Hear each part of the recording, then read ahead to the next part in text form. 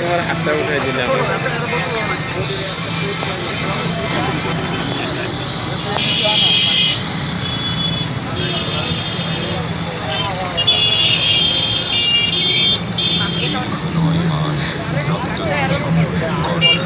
পাকিস্তানি সেনাবাহিনী বাংলার তামার মুক্তিযোদ্ধাদের কাছে আত্মসমর্পণ